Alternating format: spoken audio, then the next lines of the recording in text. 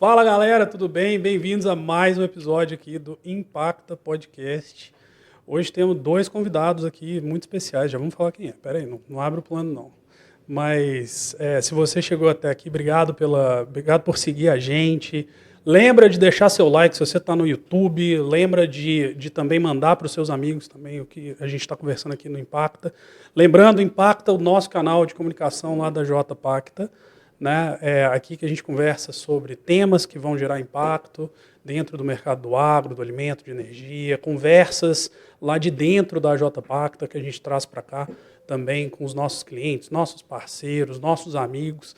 E aí, falando de amigo, hoje a gente tem presença de novo do Marcelo, da Redpoint. Então, Marcelo, obrigado pela presença. Vamos para o plano aberto agora também para a gente falar um pouquinho mais sobre ele. Marcelão, obrigado por estar mais uma vez aqui no Impacta. Imagina, obrigado você pelo convite. É um prazer de novo estar aqui com você e vamos falar aí sobre gerenciamento de risco, sobre oportunidades. É isso, tem opção, né? Obrigado, tem opção. Tem opção. E também, Marcos, prazer ter você aqui pela primeira vez no estúdio do Impacta. Prazer, João. Se apresenta aí um pouquinho para a galera também, pô. Bom, vamos lá. Obrigado, João, pelo convite. Acho que é um prazer estar aqui, poder fazer parte desse bate-papo bacana aqui sobre temas tão polêmicos, né, que a gente vai, acho que, tentar ajudar a desmistificar aqui. E, bom, eu atualmente trabalho como diretor de commodities de uma empresa que é distribuidora de produtos agrícolas, que é a Lavoro, né, e tive minha trajetória aí um pouco mista, né, depois acho que pode contar um pouco, né, mercado financeiro, setor agro em geral na parte da indústria, né, e acho que a ideia é tentar contribuir um pouco aqui para o bate-papo de vocês. Claro. Não, lembrando que aqui no Impacta, para quem fica no final, até o final do nosso episódio, sempre tem uma história legal que um dos nossos convidados trazem aqui. Hoje o convidado vai ser o Márcio, vai contar um pouco de que história é essa que ele trouxe para a gente. Mas, de novo, a gente tá aqui com dois profissionais que vivem, né, de ajudar empresas a gerenciar o risco delas, cada um à sua maneira. Né? Gerenciamento de risco, eu queria começar falando para vocês por que na tradução de risk management para o português do Brasil, a gente inventou que gerenciamento de risco não é gerenciamento ou proteção de risco, que hedge não é proteger. Por que a gente tem essa conotação de quem tenta gerenciar o seu risco, na verdade, está se arriscando? De onde veio isso? É uma boa pergunta, né? Acho que essa eu vou deixar para o Marcos responder, mas eu aí, acho que hoje vai ser desse jeito aqui. Mas eu acho que é uma boa provocação até. Quando a gente tem dois convidados, fica essa dinâmica aqui, de um manda a bola para o outro. O bom é que eu que distribuo as bolas. Eu acho que a provocação é legal, né? Acho que poderíamos chamar de gerenciamento de margem, né? Acho que seria uma tradução mais interessante. Gerenciamento de lucro. Qualquer uma é melhor do que gerenciamento de risco. Mas você sabe, João, eu acho que tem até um ponto antes, assim, que é um ponto muito básico, assim, né? Eu acho que aqui a gente tem uma questão cultural, né?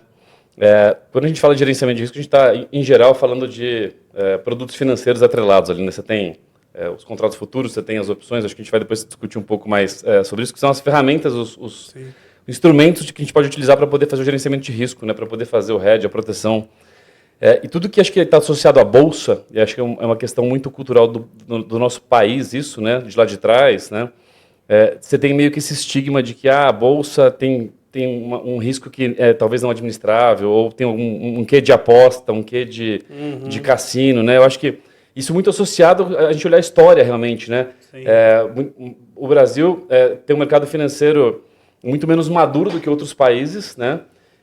E acho que a gente olha o comportamento das pessoas, dos investidores, pessoa física no Brasil com ações, por exemplo, é muito mais algo muito mais novo, né, muito mais recente, né, na história. Que é um contrassenso, né?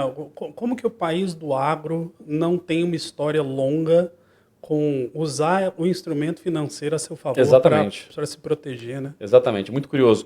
E aí acho que fica esse mito, né, que vai passando de geração para geração, né? Então acho que tem um pouco disso. Isso é interessante mesmo. Se você for olhar essa questão da cultura, acho que a gente até falou no último episódio, né? Uhum. Mas o produtor americano foi quem fez a CME, né? A Chicago Mercantile Exchange, ali, né? A Bolsa de Chicago, foi feito pelos produtores rurais, né? Com trigo, né? Necessidade de trocar trigo e tal, mercado futuro. E aqui no Brasil a gente tinha, né? antiga BMF, hoje B3, né, era também muito focado para produtores e tudo, né? Então, mas em algum momento houve esse distanciamento, essa ruptura entre o produtor rural e a bolsa de valores, como se fossem como se fosse uma instituição distante, né, do produtor rural, e na verdade não deveria ser, né? Acho que a gente pode explorar outras coisas como a dificuldade dos contratos, não ter entrega física, etc., que acho que foram coisas que a gente falou, que acho que dificulta essa proximidade do produtor com a bolsa no Brasil, né? Tem muita gente que está tentando resolver isso, né? Sim. O Eric Cardone, ex-Dreyfus, com a BAB, né? Com a BAB. Tá vindo com uma proposta nova, né? Do Balcão Agrícola Brasil. Né? Acho que se o pessoal de casa aí não conhece ali a proposta, eu acho que vale a pena, né? Vale muito a estudar pena. o que eles estão fazendo. Uma ideia legal. O pessoal da CME também tem feito um trabalho que eu acho que não necessariamente foi bem comunicado, né, para todos os atores, que foram os mini contratos, né? Esses mini contratos eles reduziram demais assim, o tamanho da posição que você precisa ter. Então, eu acho que daria um pouco mais de acesso, né, para as pessoas e ainda não estão atuando tanto. Então, assim, tem uma série de tentativas, né? Mas eu acho que a frase de quem opera na bolsa está apostando num cassino, essa daí, para mim, é imperdoável a gente não ter lutado em 2025, sabe, Sim. contra ela. Assim, isso é uma falácia muito grande, né? Exato. Na experiência de vocês aí, né, em cada um do seu lado, o que são as boas oportunidades, né? Quem tá se dando bem fazendo isso, tá fazendo o quê? Eu acho que passa muito, assim, dentro do cenário agrícola, né, no cenário rural, eu acho que passa muito pelo barter. Eu acho que o barter tem uma função fundamental na democratização da gestão de margem, né? Vamos chamar de gestão de margem ao invés de gestão de risco, mas é uma forma de colocar vários riscos dentro de uma caixinha e colocar isso à venda na prateleira ali para o produtor, né? Um trabalho por trás super bacana do ponto de vista de gerenciamento de risco e acho que o grande segredo está nisso, né? Como tudo, né? Transformar coisas complexas em coisas simples e palpáveis. E o barter faz bem esse trabalho, na minha opinião, tá? E aí, se a gente for indo dentro das camadas que existem do agronegócio hoje, né? Então, indústrias, etc., cada uma tem sua oportunidade, eu diria, né? E ferramentas disponíveis também. Mas eu acho que hoje, para o produtor rural, o barter assim, é uma ferramenta fantástica de gestão de risco mesmo e que não tem esse inconveniente do fluxo de caixa, de ter que margear, né, de mandar margem, etc., que às vezes a gente sabe que acaba afastando um pouco aí também o produtor. Você concorda, Marcos? Acho que... Eu concordo, acho que sim, Marcelo. Acho que assim, o barter é uma ferramenta antiga, né? Até para quem, o pessoal de casa aí, Márcio, você que é craque nesse negócio. Fala um pouquinho para quem está em casa. O que é barter? O que é o barter? Legal. O barter, basicamente, ele é uma operação de troca, né? É uma operação, uma operação onde o agricultor, né, no caso do agronegócio, que é o que a gente está falando, né, o agricultor ele recebe ali o pacote de insumos completo para que ele possa produzir a safra, né? Então ele vai receber ali as sementes, o fertilizante, os químicos para que ele possa produzir, né, aquela safra, seja de milho, de soja, de algodão, de café. Hoje tem N commodities que a gente consegue implementar uma operação de barter. E ele, no momento que ele faz a aquisição desses insumos, né, ele já sabe exatamente quantas sacas ou qual que é a parte da produção dele que ele vai ter que entregar lá na frente, no momento do final da safra, para poder pagar, né, aquela aquisição dos insumos, né? Então, nesse momento, ele estabelece o quê? A relação de troca. Né? E quando ele estabelece a relação de troca, ele está fazendo o quê? Travando o custo de produção. Então, a gente brinca que assim, o barter, né, ele tem um benefício para o agricultor que ele não percebe, mas de forma intrínseca ele está fazendo hedge, né? Ele está fazendo o quê? Travando o custo de produção e deixando o excedente para ele negociar, comercializar da melhor forma. E aí também acho que é um outro tema que a gente pode falar ali na frente, né? Que é como fazer a boa gestão, como vender bem o restante da sua produção. E aí tem N estratégias para você poder fazer isso também. Mas eu acho que nessa linha tem uma coisa que precisa ser falada, que é no barter, a distribuidora de insumo, ela não trava o grão. Né? E depois ganha em cima do produtor. Fala um pouquinho para a turma, assim, por que o barter é para mim? Né? Eu acho que deve ter gente assistindo a gente aqui já escutou falar muito disso, né? Eu acho que o barter, ele, no rol das palavrinhas que o mercado do agronegócio adora colocar, né? Não necessariamente ele traduz tão bem, mas eu acho que ele já está muito na boca de quem está minimamente vinculado ao agro, mas a distribuidora de insumo não trava o preço do grão e depois ganha no produtor. Por que isso é importante? Cara? Legal. Eu acho que assim, o barter, ele enfim, tem diversos mitos que foram construídos em cima da operação de barter. Né? Então, os insumos são mais caros quando estão dentro de um pacote de barter. Né? Ou a distribuidora de insumos ela não está travando o grão e ela vai vender o grão melhor, então o produtor está, entre aspas, deixando dinheiro na mesa. Então, são mitos, né? E eu posso assegurar, assim, logicamente, cada empresa tem a sua estratégia, né? Mas eu posso assegurar que onde eu passei até hoje, né, na minha trajetória, seja na indústria ou na distribuição hoje, né, não existe operação de barter sem travamento de grãos. Né? Isso pode acontecer em empresas familiares, em empresas menores que querem, de certa forma, especular, mas não é o modus operandi da grande maioria das empresas que eu conheço e que eu já atuei. Então a operação ela sai completamente travada. Né? Acho que ninguém está querendo ficar tradando ou especulando, né? Acho que a empresa que distribui insumo, ela quer ganhar a margem dela onde? Vendendo insumo. Exato. Né? O barter é só um veículo para quê? Para poder levar uma facilidade ao produtor, né? E a facilidade ela vai além, né, João, da gestão de risco. A gente falou de gestão de risco, mas assim, hoje nós estamos vivendo o quê? Um tempo de um plano safra magro, né? Dificuldade de acesso a crédito, dinheiro mais caro, né? Então, outro benefício que a gente também consegue, acho que olhar aqui por outro ângulo barter, é como uma ferramenta de crédito, né? Então você ajuda o agricultor a compor também o financiamento dele para poder produzir aquela safra, né? De forma diferente. Então, a gente passa por gerenciamento de risco, passa por ajudar o agricultor a composição de crédito. Então, você tem N ferramentas ali que vão ajudando a ter o quê? A ter um resultado financeiro melhor, mais saudável, né? E a gente percebe que o agricultor que, uma vez faz o barter e entende o modus operandi dele, né, ele passa a repetir aquilo. E o agricultor tem uma habilidade muito grande, que é algo que é admirável, que é de fazer as coisas de forma simples. Né? Exato. O pragmatismo do operador agrícola, do produtor rural, do profissional do agro é uma coisa que assim, outras indústrias deveriam aprender. Exato. Com isso, né? A gente tem algumas grandes frases, né, que isso aí não fecha a conta, isso aí não para de pé. O lado cético do profissional do agro é uma coisa que qualquer solução que é escalável no agro, ela merece ser estudada por outros veículos, né? por outras Exato. indústrias e tudo mais, porque no agro não tolera gordura e não tolera buchitagem também, né? Exato, exato. E a gente percebe que é curioso, né? Então, assim, até a lógica do agricultor, né, em usar o barter, né, como um gabarito ali para saber se é um momento favorável ou não para poder tomar a decisão de comprar o pacote de insumos. Né? Então, o que o agricultor faz muito? Né?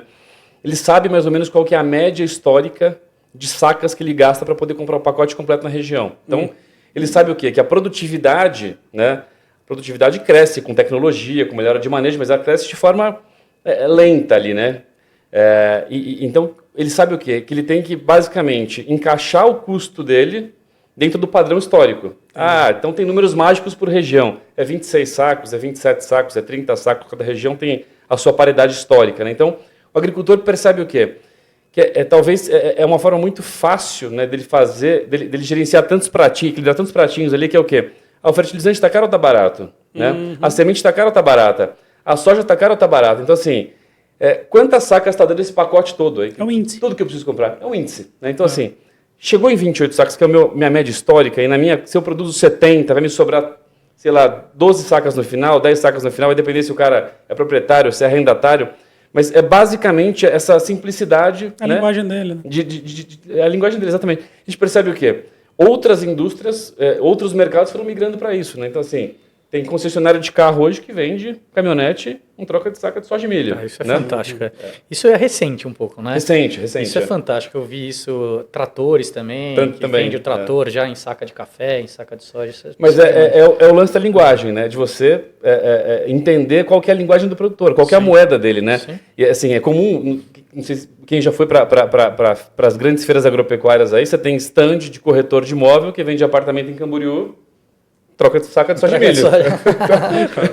É a tokenização do agro. É a tokenização do agro. agro. Isso para o produtor tem uma vantagem muito grande, né?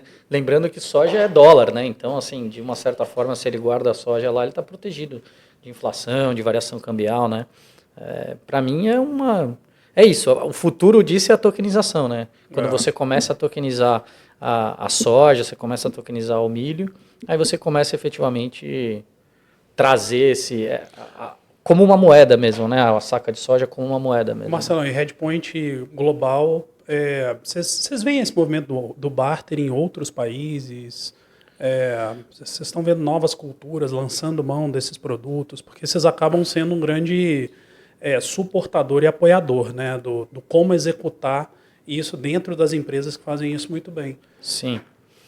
Por incrível que pareça, não. Assim, lá nos Estados Unidos, a gente...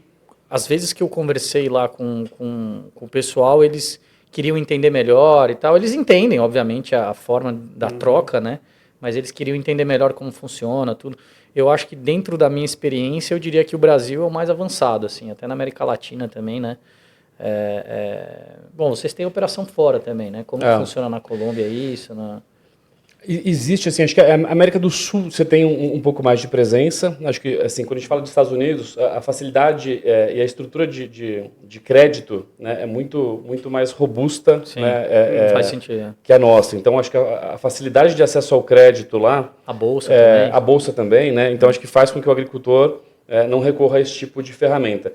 Aqui no Brasil, a gente percebe, acho que o exemplo do Plano Safra que eu acabei de citar, né? A gente está num ano de Plano Safra magro, e os agricultores aí desesperados atrás de custeio, buscando bancos privados que estavam entrando com tudo no agro, talvez tirando um pouco o pé com medo, enfim, aceleraram demais, né? Foram muito rápido, a inadimplência chegou, pegaram talvez um revés de mercado. E a gente tem tudo aí, né? Tem a galera que está pisando no acelerador, mas ainda não está na velocidade que precisa. Exato. E aí acho que esse descompasso, né, entre a vontade de estar preparado e a vontade de entrar no setor, né, faz com que quem, no final das contas, fique ali um pouco deslocado é o produtor. Né? Então, a gente vive o quê? Um ano de plano safra mais fraco, bancos privados querendo entrar no agro, que era um mercado dominado até então pelas cooperativas, por Banco do Brasil. Né? E eu acho que aqui no Brasil a gente tem essa carência. Né? Então, o barter entra muito bem nesse modelo de composição de crédito para o agricultor. Né? Sim, sim. E a gente percebe que é o que a gente falou, né? Assim, está democratizando. Você está democratizando o acesso do crédito, você está democratizando o acesso a ferramentas financeiras. Né? Hoje, muitas empresas que oferecem ferramentas de barter oferecem outros serviços junto. Né? Da Lavoura, por exemplo, a gente tem um pacote lá que o agricultor compra lá o pacote de insumos, ele pode comprar um derivativo embutido. Né? Então, não necessariamente ele tem que ter uma conta em banco. A gente está tentando fazer o quê? De forma meio que educativa, catequizar esse cara, mostrar para ele a importância das ferramentas, como pode ser um grande aliado, né? Como ele pode usar isso, né? A favor dele para melhorar a margem da operação dele. Claro. E principalmente se proteger. Né? Do que a gente está falando, o hedge, a opção derivativa deveria ser visto como uma proteção, né? Não como risco, não como agregando risco à operação. Acho que a principal coisa que a gente... No conselho das empresas que a gente atua na JPacta, uma das primeiras coisas que a gente detecta muito é as empresas que elas ainda acreditam no hedge natural e dizem que ao praticar o hedge natural, que essencialmente é você operar com as mercadorias físicas, né? Tanto aquilo que você compra, aquilo que você vende, produto acabado, você ter as proporções corretas para se dizer protegido. Uma das primeiras coisas que a gente detecta muito é quando esse hedge natural está sendo entendido como um hedge perfeito e, na verdade, a empresa está comprando outros riscos, né? E ela nem sabia que ela estava comprando aqueles outros riscos. E eu acho que assim, esse é um momento ahá, sabe? Nos conselhos, quando a gente está entrando na governança dessas empresas, de se questionar por que eles chegaram naquela conclusão e por que eles mantiveram aquilo ali por muito tempo, sabe? Então, grandes operadores agrícolas hoje em culturas muito, muito diferentes, assim. A gente vê um movimento crescente de querer buscar informação em volta disso, de o que existe, né, de opção para mim. Será que eu estou correto, né? E aí uma das coisas que eu aprendi relativamente cedo na minha carreira, né, é a diferença do destemido para o inconsequente, sabe? O agir sem medo, né, e agir apesar da consequência. Às vezes a diferença de um para o outro é tão sutil quanto uma pergunta que você faz para um profissional que consegue te responder aquilo. Né? Legal. E aí, de novo, isso aí não é nada que veio da minha cabeça, né? Tem uma frase em inglês que é a diferença do fearless por reckless, né? É o destemido para o inconsequente. E a diferença é uma pergunta. Então, assim, que tipo quando vocês estão vendo os clientes optando pela gestão de risco, optando por usar alguma ferramenta, né, de gerenciamento de risco e tudo mais, que seja os produtos de barter, que seja os produtos financeiros, né? O que vocês estão vendo que são as primeiras perguntas e os momentos que as pessoas recorrem a vocês para começar essa jornada? Eu acho que assim, esse aí pode ter gente em casa que comprou aquela coisa do passado, né? De se eu fizer um hedge eu vou perder minha fazenda, se eu fizer um hedge eu vou perder minha empresa. Meu avô já me falava que o vizinho dele perdeu a indústria dele fazendo isso. E eu acho que assim, essa é uma pergunta que, de novo, fica à vontade quem quer começar a responder aí, mas eu acho que a galera que está assistindo a gente em casa pode querer se fazer essa pergunta, sabe? É o momento do insight dele. Mas quem está entrando nessa, está entrando tipicamente como? Né? Querendo qual resposta? Eu não sei, assim, exatamente uma pergunta, eu não sei. Eu vejo muito mais um movimento da segunda geração, da terceira geração de empresários ou de agricultores se interessando mais pelo tema. E aí, o que me vem muito à cabeça, assim, é aquele estalo assim, de que o que me trouxe até aqui não necessariamente vai ser o que vai me levar para frente. Eu tenho uma necessidade, um ambiente cada vez mais competitivo, né? As margens de soja, de grãos, normalmente se espremendo cada vez mais, né? A gente tem um aumento de produção significativo no Brasil ano a ano. Então, acho que o próprio cenário ele está trazendo essa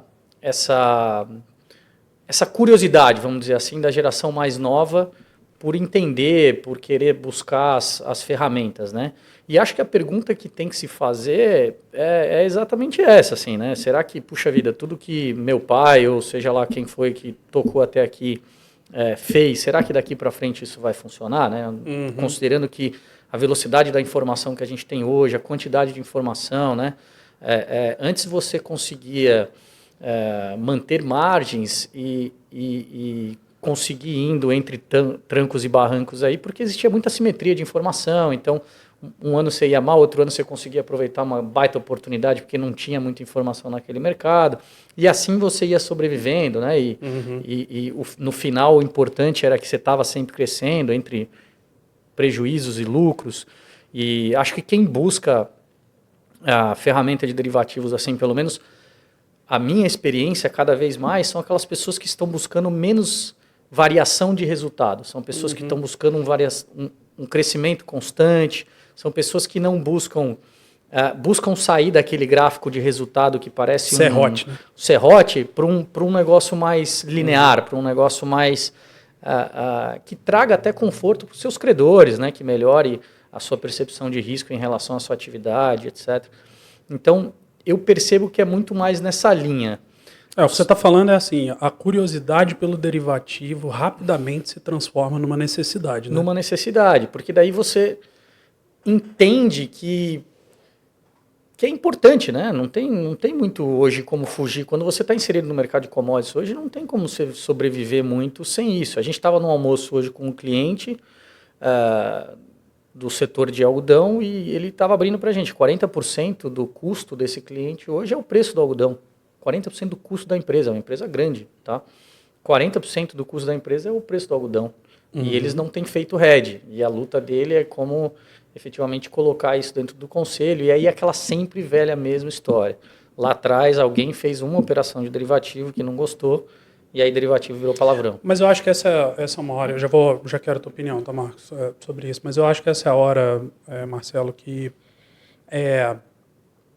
quem caminha do seu lado na hora que você precisa tomar as decisões mais chave, sabe? Às vezes vale tanto quanto a sua trajetória na empresa até o momento daquela decisão, sabe? Como executivos, conselheiros, investidores, a coisa que a gente mais escuta é o quanto o profissional, o executivo e o conselheiro se sente sozinho na hora que ele está tomando essas decisões, sabe? E às vezes, essa é a hora que eu acredito que o mercado do agro, do alimento, da energia, eles estão descobrindo que eles conseguem recorrer a profissionais experientes para apoiar eles, para dar conforto para eles, tomar aquela decisão que eles sempre tiveram algum tipo de receio. Então, é a linha do... Nas nossas carreiras, a gente lembra quem foram as pessoas-chave em momentos bem únicos que fizeram a gente se tornar quem a gente se tornou. Sem dúvida. Sabe? Cada uma dessas camadas, né, do I-level, né, do investidor, do B-level, que são os conselheiros do board, do C-level, que são dos executivos, tem alguém que eles falam assim, cara, no início da minha carreira tal profissional foi importante para mim, no meio da minha carreira tal profissional foi importante para mim, quando eu estava um pouco mais à frente, tal outra pessoa foi importante para mim. Todo mundo tem alguma coisa disso daí. E por algum motivo, né, como profissionais, a gente chega no momento que a gente para de conseguir acessar novos profissionais para aquelas decisões-chave para a gente. E a gente acha que a gente está sendo pago pela nossa decisão sozinha. E, de verdade, é o que a gente estava falando aqui agora. A diferença do inconsequente para o destemido é uma pergunta. É uma pergunta, sim. Né? Então, assim, eu acho que não parte do que a gente também acredita, né, do agro pode, merece mais, assim, quando a gente coloca profissionais ultra experientes, sabe, para sentar nos conselhos, para engajar num projeto, para trabalhar no momento de melhoria de performance, para trabalhar junto do investimento, é que nestes momentos-chave da organização, tá junto de gente competente, experiente, que tem a vivência ali, pode significar você fazer uma corrida de Fórmula 1 inteira e morrer na última curva. Quando você falha para acessar esse grupo, né, você morre na última curva. Aí você tem uma carreira inteira, né, aquela história, é o piloto da Fórmula 1, menino, estava lá no kart, cresceu vendo os caras, chegou na Fórmula 1, finalmente foi ter o primeiro GP dele de Mônaco, fura o pneu. Pode morrer, cara. Sabe? Pode morrer. O cara não sabe se ele vai estar ali ano que vem, aí furar um pneu, cara. Você tá de brincadeira. Sabe? Só que o furar o pneu é um acaso. Agora, ele não tá com o engenheiro que conseguia calcular se ia ter combustível para chegar na última volta, isso aí estava no controle dele. Né? Então, de novo, esse é um pouco das coisas que eu acho que a gente tem descoberto. Inclusive, algumas engajadas da J-Pacta, que são clientes também da tua casa atual, né? Da Redpoint, que descobrem um novo horizonte.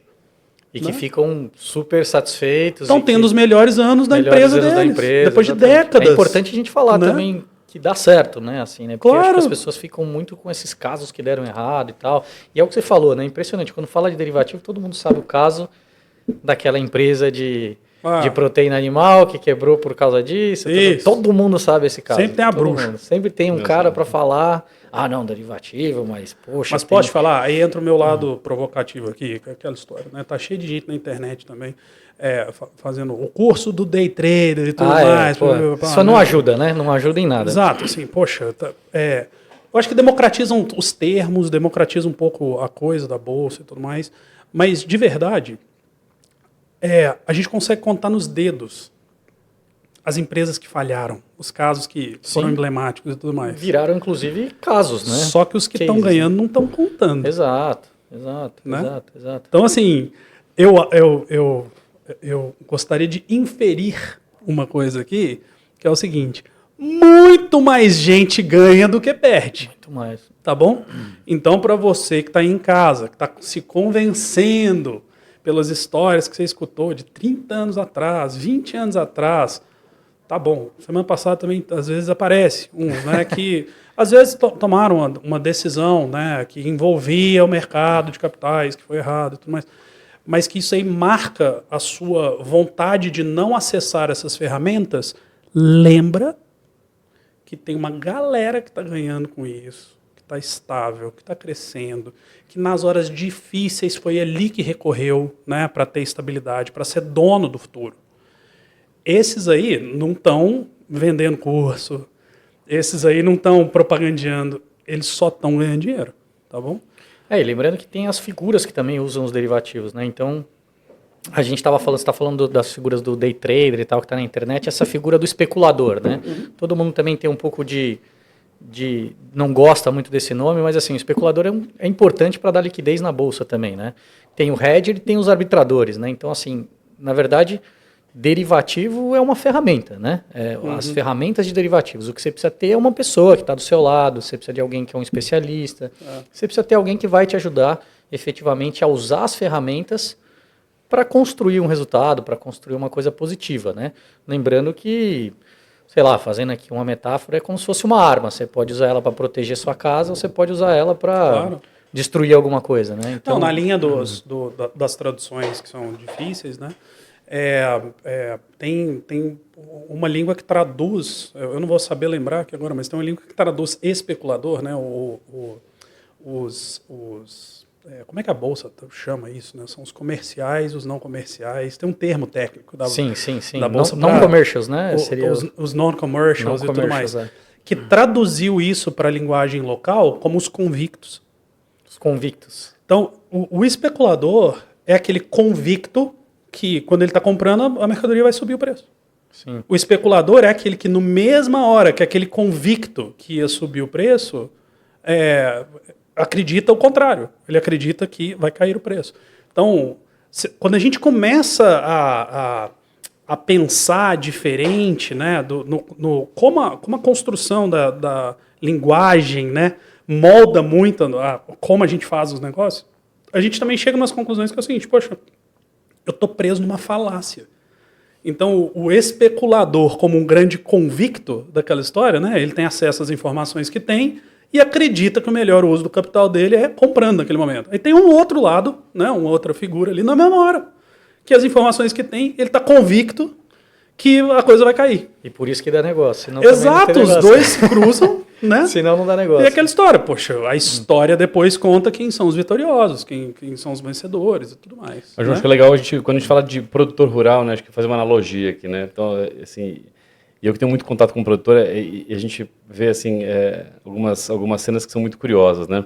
Você percebe que o agricultor, muitas vezes, ele colheu lá, no final da safra, colocou no silo 100 mil sacas de soja, por exemplo, aqui um exemplo, né? Amém. Sem hedge, sem put comprada. Esse é convicto pra burro. E aí ele compra uma caminhonete de 400 mil reais e deixa 10 dias na concessionária, porque ele não tira a caminhonete da concessionária sem seguro, né? Não. Sem seguro não tira a caminhonete de 400 mil reais, mas tem 100 mil sacas de soja no silo, sem seguro flutuando sem seguro nenhum. Né? Então, assim, perfeito. É muito curioso. E assim, a aspas Deus me livre, né? Deus me livre tirar uma caminhonete sem seguro. Né?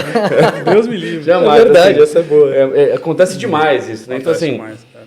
E outra coisa que é muito curiosa também, né, que assim, a gente tenta ir educando o agricultor, né?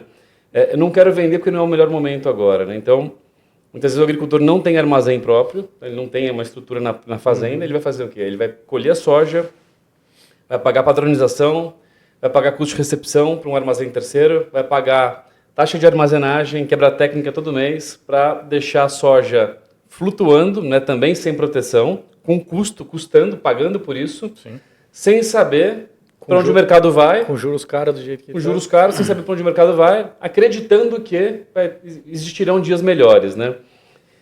E aí, assim, oportunidades, né, que aí é desinformação, falta de conhecimento, né? Por que não vender toda a produção física, né, e trocar a aposta dele, se ele acha que o mercado vai subir, por um papel, comprando uma call, né? Que ele sabe que é exatamente que existe uma perda máxima, que é o prêmio que ele pagou por aquilo, né? Então, alternativas, né, que são muito mais baratas do que você simplesmente armazenar o produto físico que está perdendo dinheiro, pagando quebra técnica, pagando armazenagem, custo de recepção. Só essa continha aí já pagou o custo de uma call. Claro. E, de novo, assim, essa é a hora que eu insisto, sabe? as traduções desse mercado financeiro para o português do Brasil não nos ajudaram historicamente, né? Então a pergunta do qual que é a tua aposta hoje, né? Se a gente muda ela e fala o seguinte, hoje tua convicção te diz o quê? Você tem que fazer o quê?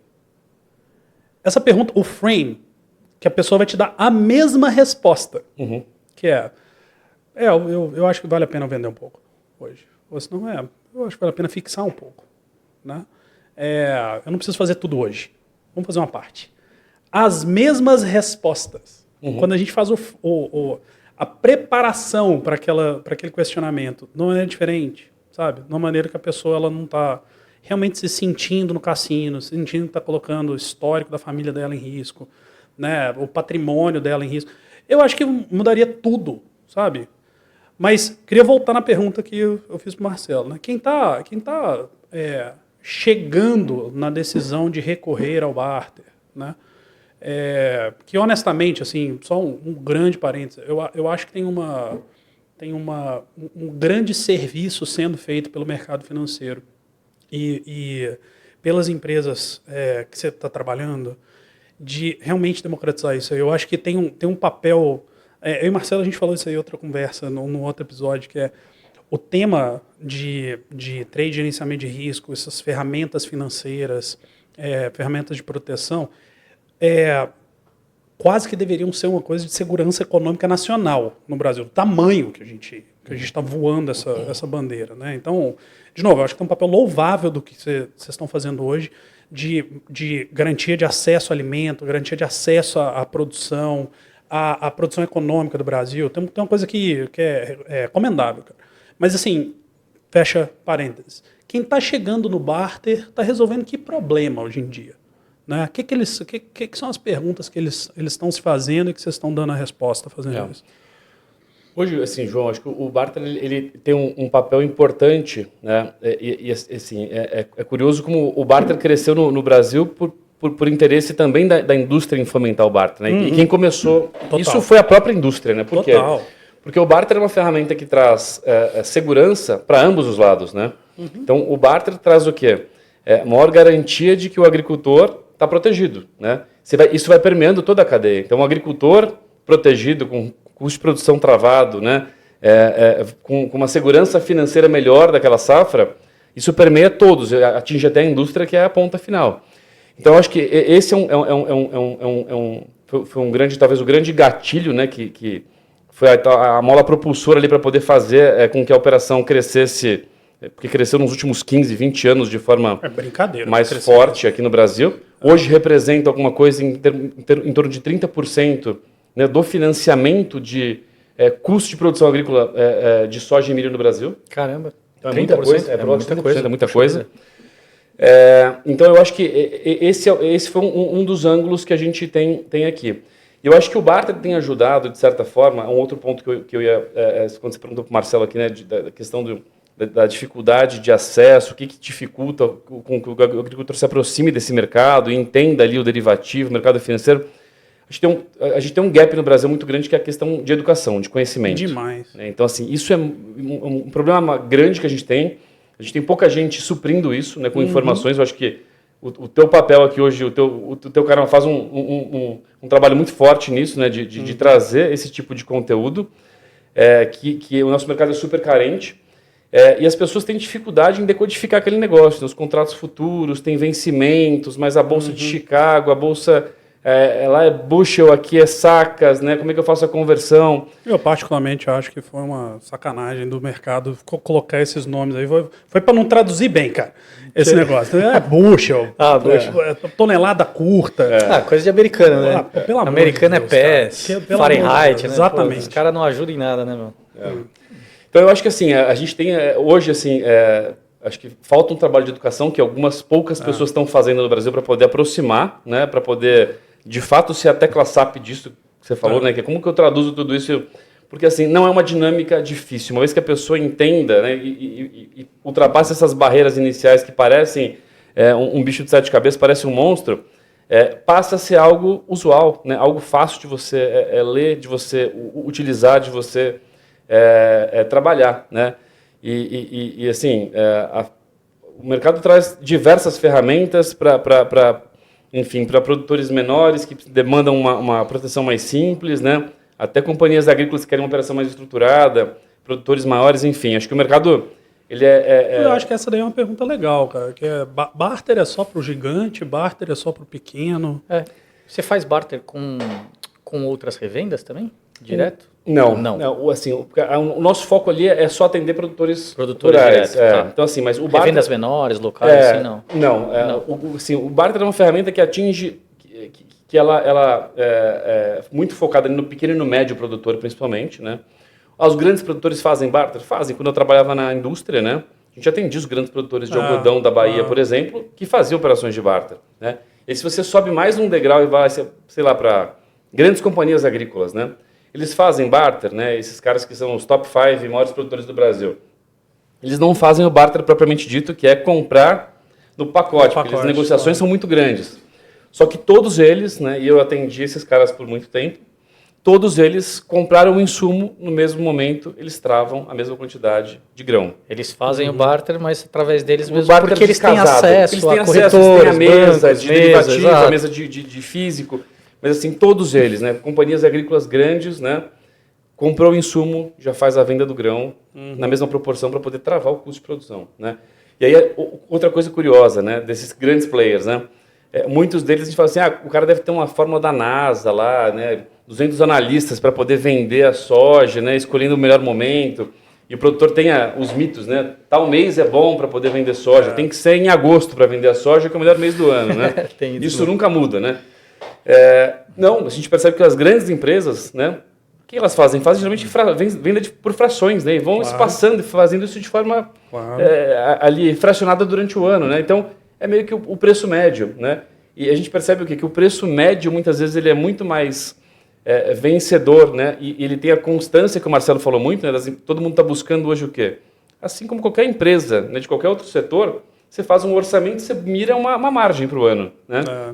Então, no final das contas, que hora que é a hora de vender, Exato, né? É a hora que você vai ganhar dinheiro, que hora que é a hora de comprar, é a hora que você vai ganhar dinheiro. Exato. Sim. Isso que o Marcos está falando entra muito na questão de ter uma política de risco bem definida, que essas grandes empresas do agro têm e o produtor muitas vezes não tem, né? E é interessante isso, eu também já ouvi muito isso, né? Que tem um mês certo de vender, né? Isso tem um fundamento, por causa o Basis, né? O Basis ele tem um movimento bem sazonal, né? Mas aí até isso deixa-se de captar boas oportunidades porque não sabe mexer com a ferramenta, né? Então, mas é curioso, né, Marcelo? Assim, isso é legal, né? O produtor, ele passou, o Basis, ele passou como um reloginho muitos anos aqui no Brasil, né? Agora já não tem mais. Não tem Nos mais. 3 últimos anos, aliás, uns 3, 4 anos para trás, cara, o cara que tá nessa crença aí, ele... Eu lembro, na virada, né, que eu acho que foi de 23 para 24, se não me engano, na virada, quando a gente pega ali a variação máxima do prêmio Porto, né, multiplicado pelo câmbio, né, isso chegou a representar quase R$30 por saca, né, se você pegar a variação máxima. Né? Então, assim, olha quanto dinheiro ficou na mesa, né, por operar com crenças. Né? Sim. Pô, R$30 por saco, a gente, desculpa te cortar, João, mas R$30 por saco de uma soja de R$100 hoje é 30% do preço, né?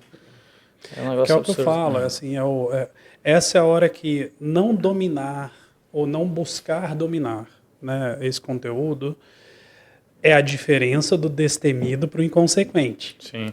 Né? Então aquele negócio, poxa, não pergunto para ninguém, opero pela borboleta na minha barriga, né? Quando ela coça, eu falo, é agora. Beleza, meu amigo, se você ganhou dinheiro 15 anos seguidos, vai ser duro alguém te convencer o contrário. Exato. Agora, se você no final do dia coloca a cabeça no seu travesseiro e você não sabia bem por que você estava tomando aquela decisão, de novo, você pode ser um gênio, né? Você pode ser genial na sua tomada de decisão. Mas uma hora, se isso aí te trair, você coloca 15 anos de construção de patrimônio em xeque. Sem dúvida. Né? E quanto maior o grupo, mais sensível ele é, né? Vai ver que é por isso que todos esses grandes grupos eles têm uma política de risco bem definida, né? Porque... E, de novo, assim, eu acho que mesmo os grandes grupos, né?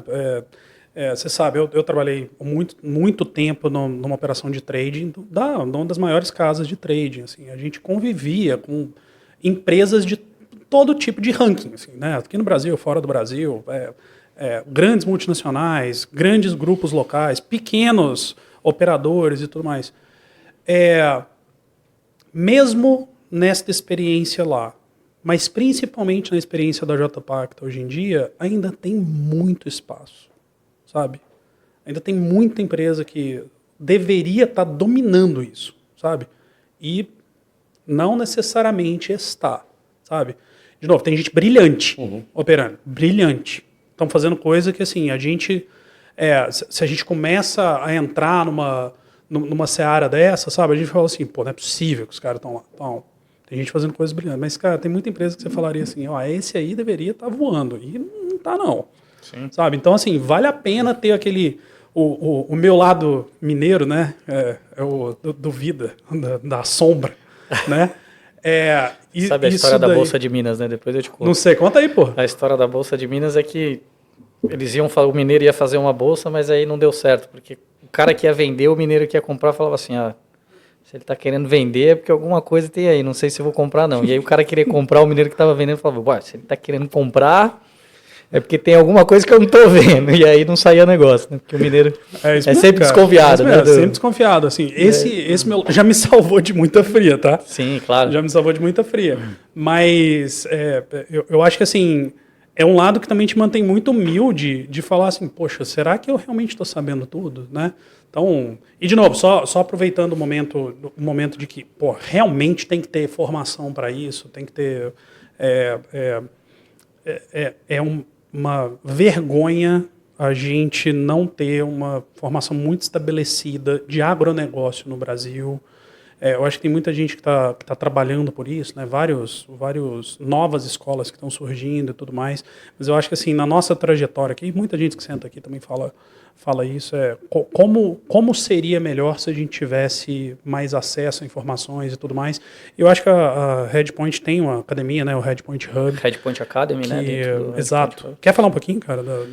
Posso falar? Academy, claro, obrigado pelo espaço aí. O Redpoint Academy é um projeto, né, da Redpoint, onde a gente já vem trabalhando nele já tem uns 2, 3 anos, onde a ideia é efetivamente democratizar o conhecimento da gestão de risco e das ferramentas. Então a gente começa desde o simples, o que é commodity, por que commodity tem esse nome, a gente trata de bases, e aí a gente começa a entrar nas ferramentas até os últimos vídeos que a gente lançou e materiais que a gente entra em gregas e tal, e começa a destrinchar. Vai desde o básico até o mais avançado. Tem, né? Poxa, tem para o cara que quer entender, que está começando agora, até para o cara que já está no mercado e quer entender um pouco mais sobre as gregas, a precificação das opções, etc., como que isso influencia, gestão de portfólio, gestão de livro, né, baseado em gregas, que é basicamente o trabalho de um trader mesmo, de mesa, né? Lógico.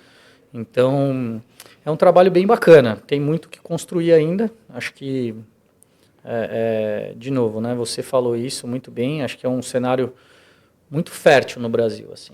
E assim, Marcelo, você falou de bases, né, de como ponto base de partida ali do negócio, né? E é muito curioso, né, porque a gente está falando de derivativo, mas assim, quando a gente olha para o comportamento do produtor no Brasil, né, a gente percebe que ele está aprendendo a vender a produção por componentes, fazer a fixação por componentes, entender a precificação agora, né? Depois que ele assustou com variação de prêmio, né? Exato. Porque a fixação, a venda era sempre preço fixo, né? Que é o flat price, como muita gente fala aí, né? Então, assim, era ligar na trading, pegar o preço, mas sem entender muito bem o que estava formando aquele preço, né? O que é câmbio, o que é prêmio, o que é o frete. E entender isso, eu acho que é super importante, né? Que é o ponto de partida básico, né? Para depois avançar para o mundo dos derivativos, opções, contratos futuros e por aí vai, como você comentou. Perfeito. E por isso que eu gosto da ideia do barter, porque o barter ele vai introduzindo isso aos poucos, né? Você pode falar melhor do que eu, mas tem alguns produtos que é o barter com a participação de alta, o barter com a participação de baixa. Então o produtor trava ali um custo, ele fixa o custo dele e você dá um upside para ele numa alta, você dá um upside para ele numa baixa, né? E nada mais é do que uma compra de opção, né? Por trás, só que você está usando toda uma estrutura, uma tesouraria de uma grande empresa para efetivamente operar no mercado de derivativos, né? Então,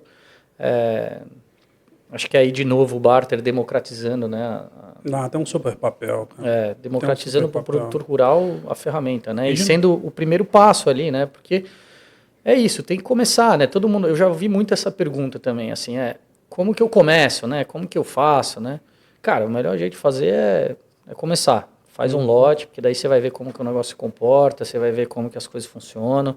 E aí, conforme você vai ganhando confiança e você vai entendendo o quanto que isso pode efetivamente contribuir positivamente, você vai aumentando, né? Você Não, vai... sem dúvida, sem dúvida. E falando sério, assim, a gente está falando muito de soja, milho, algodão e tudo mais, mas tem tanta commodity mal servida, tanta commodity que também merece, sabe, que o barter uma hora chegue naquilo, que tenham cada vez mais operadores que consigam traduzir, né?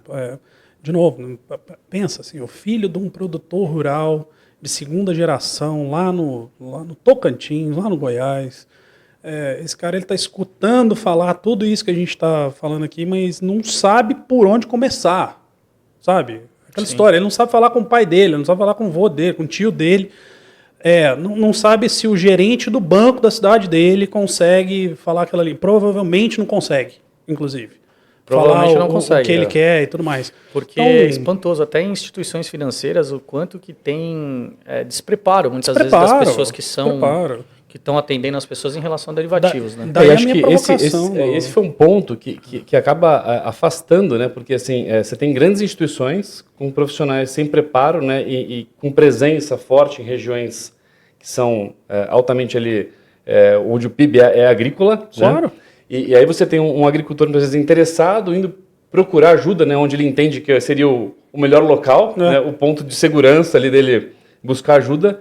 E é surpreendido com alguém desinformado que muitas vezes vai falar para ele não fazer aquilo, que não é o melhor caminho. E o pior, se tentar fazer e atrapalhar, essa é a hora que nasce o caos. Exato. Exato. Sabe? Essa é a hora que nasce o caos. Então, de novo, aqui, vamos ver, vamos pedir para a Nath, para a sua aí, vamos colocar aqui o QR Code tanto do Redpoint Hub, né, o QR Code lá da Lavoro, né, do como chegar aqui em vocês, além dos LinkedIns, né, de todo mundo que está aqui, para você entrar em contato com eles também, tirar a sua dúvida, recorrer também lá com o nosso time lá da JPacto. A gente tem gente que é especializada em cada uma dessas cadeias que a gente falou, que consegue apoiar vocês, né, a chegar nesses profissionais, chegar nessas casas. Novamente, assim, eu realmente acho que o agro merece mais.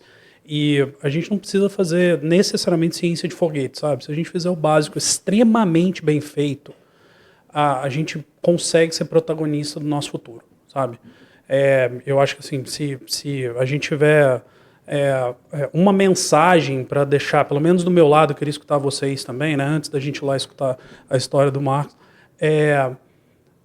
na linha do agro merece mais, saber a quem recorrer nas horas-chave, né? Eu acho que é tão importante quanto a ação que você vai fazer, tá? E, de novo, chegar nos profissionais corretos, nas casas corretas, nas empresas corretas, que vão te auxiliar nisso daí, vai ser... eu acho que o Brasil ele vai conseguir viver todo o potencial dele. Na verdade, não só o Brasil, né, cara, mas qualquer lugar do mundo. Marcelão, antes de eu escutar a história do Marcos lá, quer deixar alguma mensagem aí para a turma, cara? Sim. Vamos ver se vai sobrar microfone para você na hora que a gente vai falar. Senão a gente faz uma menção honrosa para ti. Eu acho que assim, a mensagem que eu gostaria de deixar para a turma é isso, é acreditar que é possível a gente seguir, né, ir essa extra mile aí, a gente ir um pouquinho além do que todo esse ganho tecnológico que já existiu dentro do agro até hoje no Brasil. Acreditar que existe esse outro caminho, né, esse outro cenário onde a gente ainda tem muita coisa para crescer. E, assim, ninguém consegue nada sozinho na vida. Então, busca bons profissionais, busca pessoas que estão nesse mercado há bastante tempo para te auxiliar nesse começo. Porque, assim como qualquer outro produto que você vai comprar na sua vida, depende muito de quem está te vendendo, depende muito de quem está te assessorando. Sem dúvida. Então, assim, busque pessoas que são conhecidas no mercado, que têm história, que estão aqui para efetivamente te ajudar e cai de cabeça porque é aí que você vai efetivamente crescer, né? Vai Maravilhoso, cara. Pô, deixa... A galera te acha no LinkedIn como? Te acha como aí na...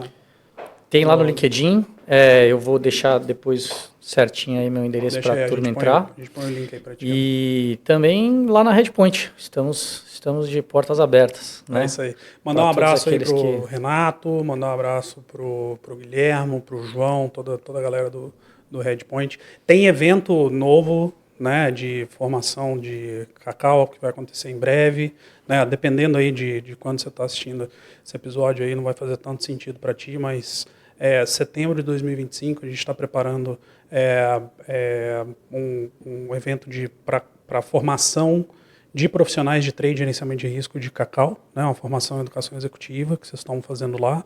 Tem uma educação executiva também de grãos, óleos e biocombustíveis. E aí, Marcos, já deixo o convite aí para a galera lá das suas redes também participar lá com a gente, para tu também tá lá com a gente. Eu acho que é legal, galera, aprender mais sobre o que vocês estão fazendo de legal, né, para estar por lá, mas, de novo, quem está nessa missão aí também de formação executiva também merece nosso apoio, né, mas um abraço aí para a turma da Redpoint e, Marcelão, obrigado por estar aí com a gente. Imagina, obrigado aí pelo convite. Prazer. Marcos, mensagem aí para a turma antes de você contar a história para a gente. Bom, acho que aqui, João, mensagem final, acho que depois de tudo que a gente falou aqui, assim, acho que eu que observo e estou muito em contato com o produtor no dia a dia, né, acho que é algo curioso, assim, é observar como o produtor brasileiro, ele é resiliente, ele é técnico, ele opera bem da porteira para dentro, né, faz um manejo muito bem feito, produz bem, né, produtividade linear, a gente sempre avançando aqui, mas na hora de vender, vende muito mal. Então, assim, a gente não tem tido tanta frustração de safra porteira dentro, né? Mas frustração de safra financeira. Né? Bater na madeira aí, né, cara? Bater na madeira. Então, assim, produz muito bem e está vendendo mal, né? Então, acho que é buscar conhecimento, é buscar pessoas e parceiros bons, né? Aprender, se profissionalizar, buscar conhecimento técnico, se aproximar. Acho que, como o Marcelo falou, né? Começar aos poucos, né? E eu tenho certeza que quando o agricultor passar a utilizar essa ferramenta, vai dormir mais tranquilo, vai ter mais previsibilidade de retorno, né, e isso vai virar parte do orçamento dele safra após safra.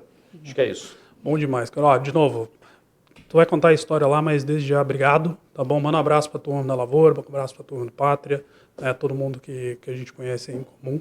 Mas me conta ali a história agora. O que você veio preparar para a gente? Vamos lá, João. Vamos bater papo. Bora. Marco, me conta a história que você preparou para a gente hoje, cara. Não, legal, João. Acho que como a gente falou no nosso bate-papo aqui, a gente falou bastante da parte mais técnica, que acho que é legal a gente contar um pouco de como que eu vim parar aqui, né? E acho que aí tem um lance do acaso que é bem legal, né? Acho que, sempre tem. E eu acho que o acaso é muito curioso, né? Eu lembro quando eu fui prestar vestibular, que eu não tinha a menor ideia do que eu queria fazer na vida, né? Então eu prestei administração, porque era bem genérico, tá. Prestei veterinária e prestei filosofia. E eu estava muito inclinado. Decidido. E tá muito inclinado a fazer filosofia, né? Tá. Você prestou por onde? Eu fiz várias faculdades, prestei em diversas faculdades, apliquei para várias, né? Aí eu acabei fazendo administração de empresas, né? Que foi a gente tem isso em comum, então. Eu apliquei, mas você não prestou filosofia, né? Ah, não. Não. Mas eu estava muito inclinado à filosofia, que era a matéria que eu mais gostava na escola, assim, né? Eu falava, eu gosto muito de filosofia no colégio, né? Então acho que tem a ver, eu gostava de ler, né? É um negócio curioso. E aí eu falei, mas acho que para trabalhar vai ser difícil, né? Depois, eu vou trabalhar de quê, né? Professor de escola, filósofo no Brasil, difícil, Trader. Né? Quem faz filosofia termina no trading. Trading, E aí fui para administração e, enfim, aí, coisas do acaso, né? Minha única ligação com o agro, a família da minha mãe é do interior de São Paulo, né? Meu avô sempre atuou ali, de certa forma, no agro ali, né? Era um negócio meio distante, né? Teve laticínio, teve fazenda e tal, mas não era muito o negócio do dia a dia, mais dele, né? E aí o acaso, primeira profissão, ali primeiro eu comecei a procurar estágio, né? A primeira oportunidade que apareceu foi a empresa do agro, né? Que foi a JBS. E era uma empresa de dono ainda naquela época, não tinha feito JBS, que lugar da JBS? Qual Carnes. Carnes, E eu trabalhei na parte de subprodutos de carne, né? Que era a porta de entrada ali. Ficava dentro da parte de originação, então tinha uma diretoria de originação que cuidava da compra de gado e cuidava também da parte de subprodutos. Subproduto tudo que sobra, né? Claro. Casco e chifre, pelo de orelha, sebo, mucosa intestinal, que era meio que a porta de entrada ali. E aí eu comecei por ali.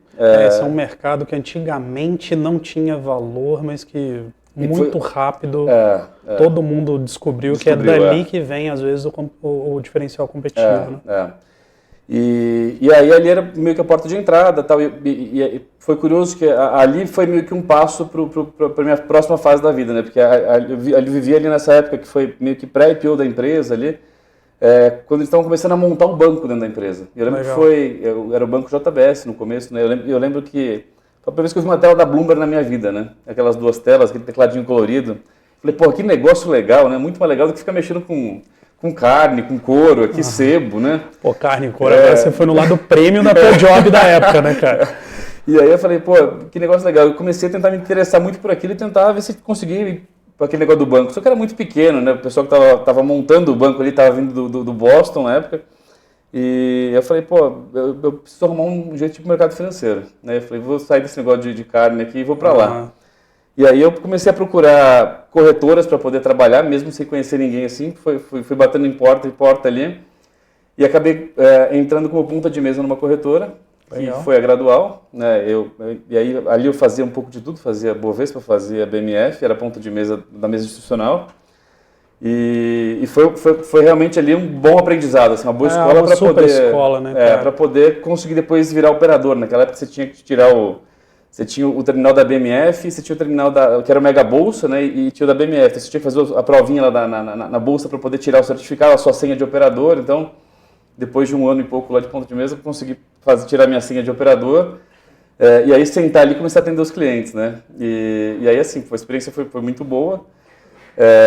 De começar a atender clientes, tinha bem mista a carteira, assim, né? Então você tinha tesouraria de empresas, você tinha fundos, você tinha empresas públicas ali que operavam, grandes produtores, então um negócio bem genérico que você falava. Mas bem focado no setor agro nessa época já, ou bem amplo? Bem amplo. Né? E aí, depois dessa minha passagem pela Gradual, eu encontrei ele, enfim, com algumas pessoas que estavam montando a mesa institucional da XP em São Paulo. Foi quando a XP estava vindo para São Paulo abrir a mesa aqui em São Paulo. Né? Era uma empresa do Rio, focada em pessoa física, em varejo. E aí eu fiz esse movimento para lá, e aí lá sim muito mais focado em empresas do agro que eu já atendia. Legal. Na Gradual, né? Isso aí bem antes da XP realmente ter um XP Agro, né? Bem antes. Isso foi em 2009 que eu fui para lá. Né? Legal. Então, bem antes. E aí eu fiquei um tempo lá e aí acabei também, depois abrindo o leque e atendia de tudo, né? Qualquer tipo de operação que... Então eu fazia dólar, fazia DI, fazia FRA, fazia cupom cambial, fazia a Bovespa em geral. E aí tinha ali aquele contato com alguns clientes que operavam commodities, né? Então acho que essa foi a principal coincidência. E aí, assim, o lance depois eu fiquei quase, se somar tudo ali, né, no mercado financeiro deu ali quase 10 anos, né? Se você pegar, assim, o que me despertou muito ali a querer de repente mudar de lado foi que você pode palpitar muito pouco na estratégia do cliente. Então, quando você é um broker ali, você está ali meio que mais para executar, principalmente aquele modelo de corretora tradicional, né? Que o cara te liga, ele fica com você na caixinha o dia inteiro ali, né? Então você fica ali escutando, esperando o cara gritar e executar. E ele quer saber, ele te passa 10 ordens e fala qual que é o meu médio, você tem que passar o médio para ele rápido de quanto que ele executou, quantos lotes, preço médio e tal. Então ele quer muito isso, né? É só execução, né? Rápida, prontidão, um cara que não vai errar ali a execução dele. Eu falei, pô, depois de tanto tempo fazendo tanto para os caras, assim, e podendo palpitar tão pouco, né? Eu queria experimentar como estar do outro lado da mesa, né? E saber o que é tomar decisão, né? E escolher uma estratégia, ajudar a montar a estratégia. E acho que foi quando surgiu aí a oportunidade de casar um pouco da experiência, né? De ir para uma empresa totalmente diferente, que aí eu vim de 3 empresas, vou chamar empresas de dono, que estavam ali em fase de crescimento super forte, né? E aí, assim, decisão rápida...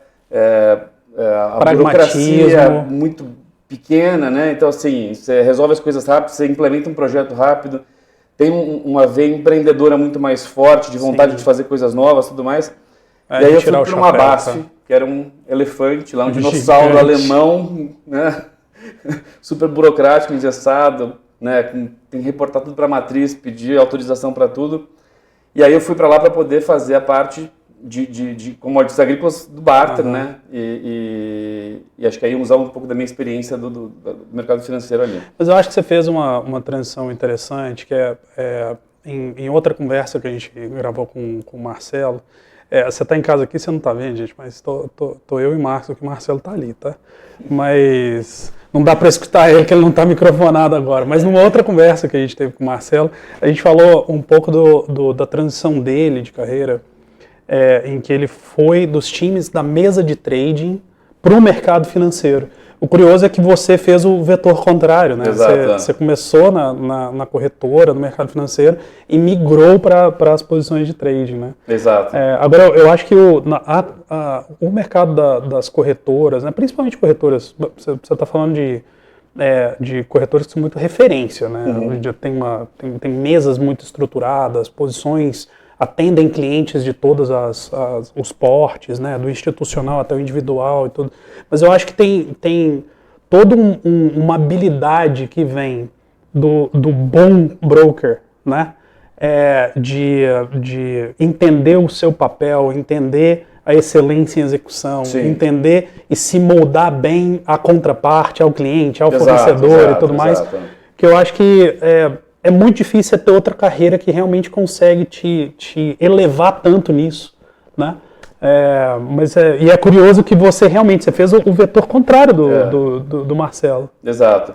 E acho que é bom porque assim, te dá uma visão muito ampla, né? Muito completa do todo. Demais. Ali, né? Tem então, cliente assim, de tudo que é jeito, né, cara? Fora de estilo de quem está do outro lado do telefone. Exato. Também, né? Você tem o cliente fofinho que te trata super bem e tudo mais. É bem raro.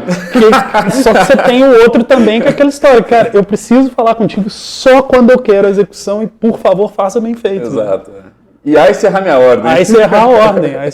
Exatamente. Claro. Mas eu acho que esse negócio é bacana, né? E acho que hoje a gente percebe muito assim, muitas empresas falam, foco no cliente, né?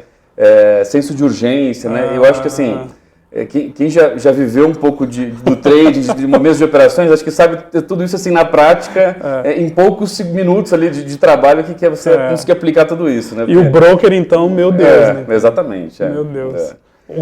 Mas você fez essa transição, né, para a BASF, de novo, gigante, né? Acho que você foi também a empresa brasileira para a empresa europeia, né? Como é que foi essa? Acho que a adaptação difícil, porque assim, o que eu entendi até então, né, como o modus operandi de você tocar a sua vida dentro de uma empresa, de implementar projetos, de qual que era o teu guardrail ali, era muito diferente, né? Então você vai para um negócio que é totalmente mais engessado, você tem muita gente para poder desenvolver um processo, cada um tem a sua caixinha, o seu pedaço. Sim. O apetite a risco é muito menor, né? O apetite a desenvolver coisas novas é muito menor. O barter já estava bem estruturado nessa época lá ou não? O barter estava, assim, eu entrei na BASF em 2014, então assim, o barter já estava bem estruturado, né? Já tinham profissionais ali que tinham feito um grande trabalho, né? A BASF tinha inclusive implementado o barter nessa época em outros países, né? Então a pessoa que foi meu chefe lá tinha implementado o barter na Ucrânia, né? Então tinham regiões, né, que a BASF atuava que já tinha isso bem estruturado. Mas era assim, dentre as empresas multinacionais que atuavam naquela época dentro do agro, né, tinha um modus operandi mais conservador. Então assim, não se tomava posição, você fazia mais a triangulação com trading e tudo mais.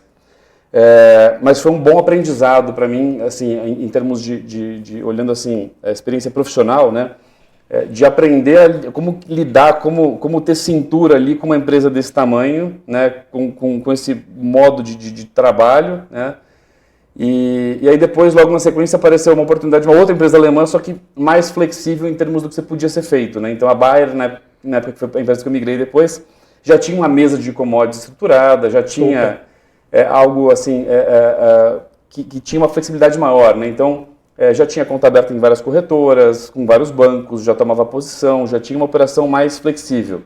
E aí eu acho que lá, sim, foi um trabalho bacana que eu pude agregar bastante do meu conhecimento de mercado financeiro lá de trás, né, em fazer coisas diferentes. E aí eu também tive a sorte de encontrar, na época, líderes, gestores ali que tinham também um pouco mais de cabeça aberta. Faz toda a diferença. E apetite a risco de apoiar, né. Então, assim, lembro que na época a gente fez uma operação lá que era compra de col asiática de algodão, né? Então, assim, você falava o nome e assustava todo mundo, né? O que é uma col asiática de algodão, né? E eu lembro que, assim, a primeira reação de qualquer gestor ali é assim, não quero dor de cabeça, né? Derivativo, col asiática de algodão, não. E eu lembro que foi uma coisa bacana que a gente fez lá na época e deu super certo. E aí você vai aos poucos conquistando, mostrando que, assim, não é um monstro, né? Sabendo usar da forma correta, é um grande aliado. Né? Mas eu acho que, assim, tem toda uma conotação do hedge, os instrumentos de risco. Hoje em dia, eu acho que a gente até traduziu mal isso, né? É o que a gente estava falando lá. Exato. O brasileiro, o português do Brasil, eu acho que para os líderes de mercado, né, para as empresas que estão aí capitãs dessa vanguarda, né, do que está acontecendo, ou daquelas que também estão ajudando a corrigir os vícios do passado, a gente tem uma responsabilidade de até desmistificar muita coisa mesmo, né? É o defensivo agrícola que aqui no Brasil virou agrotóxico. Veneno, né? Os instrumentos de proteção de risco que aqui no Brasil viraram instrumentos de risco, de gestão de risco. Sabe? Então, assim, são pequenas nuances que eu acho que a gente fala muito pouco dentro do agronegócio o quanto isso é nocivo para o mundo inteiro de oportunidades que a gente perde. No momento que o brasileiro ele ainda fica nessa cultura de não usar o hedge, não usar aquilo que tem à disposição dele, não abrir a sua conta, não lançar mão dos produtos que estão disponíveis aí por empresas muito sérias, né, para se proteger, para ter uma oportunidade de crescer o seu negócio, dominando o risco, exatamente, né, sendo protagonista do seu futuro. E às vezes o nascimento dessa história estava lá atrás no que a gente falou. Exato. Que a gente batizou isso aí muito errado. Né? Vai criando mitos, né? A gente falou Exato. Os mitos, né? Então, aí você vai repetindo isso, né? Você percebe no agronegócio que tem a passagem de bastão de uma geração para outra, né? Muitas vezes a segunda geração cresce escutando aquele negócio, né? E já vem com uma visão um pouco distorcida, né? Que é aquele negócio, às vezes você tem 1, 2, 3 empresas que falharam, né, em grandes teses de gestão de risco, no passado, assim, 20, 30 anos atrás, que carrega um mar de CFOs, de profissionais que fizeram administração, que fizeram o seu MBA, que estudaram aquele business case, né? E fala o seguinte, poxa, como é que essa empresa aqui, produtora de carnes, fez o uso de hedge, quase virou de ponta cabeça?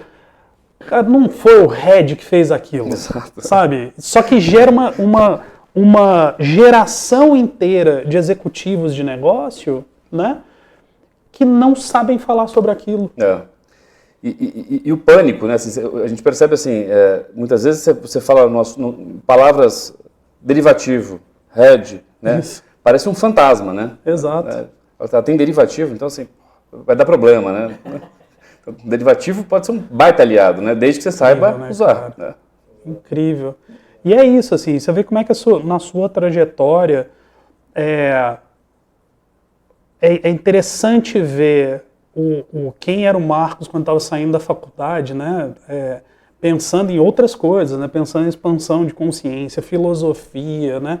E tudo mais, e como é que isso daí vai te dando também a possibilidade de se mover em áreas diferentes, não necessariamente as mais tradicionais, né? Então tem gente que fala assim, poxa, esse profissional aí não vem de uma família do ramo, como se fosse uma sina, né? Quando na verdade existe toda uma carreira de sucesso que também pode ser feita sendo autêntico. Sim, com certeza. Tomando as suas escolhas, Exato, né? Caminhando pelas suas escolhas. E aquele negócio, do mesmo jeito que o Marcelo contou no outro episódio, né? A trajetória dele, né? O Marcelo veio da Dreyfus, depois que ele foi para os bancos, né? Para o Rabobank, né? Depois Redpoint e tudo mais, ele fez uma trajetória de vir da trading para o mercado financeiro. Você vê que essa trajetória sua tem muita autenticidade, muita humildade, muita acúmulo de conhecimento passo a passo aí. Essa é uma característica muito, muito interessante dos profissionais do agro, sabe? Eu acho que uma coisa que é interessante, né, assim, a gente olha a geração mais nova, né, João, assim, as pessoas são muito imediatistas, né? Assim, querem tudo muito rápido, né?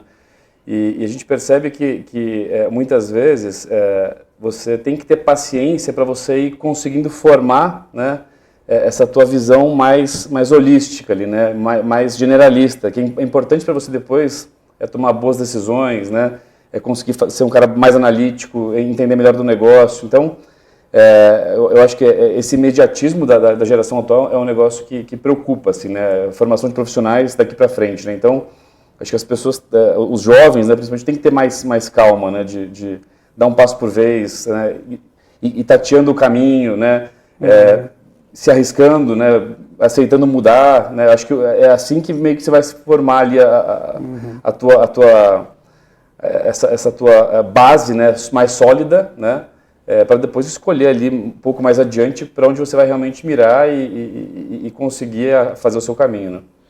Cara, eu acho que é uma super mensagem para quem está em casa também, né? Que seja entrando nessa carreira, que seja acelerando essa carreira, ou até hoje em dia cuidando dessa próxima geração. Na JPacta, Marcos, uma das assinaturas nossas que, essencialmente, todas as propostas, todos os engajamentos, ela tem essa frase, o agro pode e merece mais, sabe? Isso aí é uma coisa muito visceral nossa, depois de alguns anos nesse setor, a gente realmente quer muito, cara, que as empresas aqui do Brasil, da América Latina, do setor, sabe, elas realmente vivam todo o seu potencial. Quando a gente fala das empresas, fica uma coisa meio etérea, né, mas essa é a hora que a gente fala que, cara, você pode e merece mais mesmo. Se você está se dedicando naquilo ali, você tem que ter acesso a tudo isso que a gente vinha falando, né, Exato. das armas para lutar contra esse mercado. Então, para mim, um absurdo. A gente ainda está em 2025, que é quando a gente está gravando esse episódio, né? Com virtualmente aí, um quarto a um terço do PIB brasileiro, né?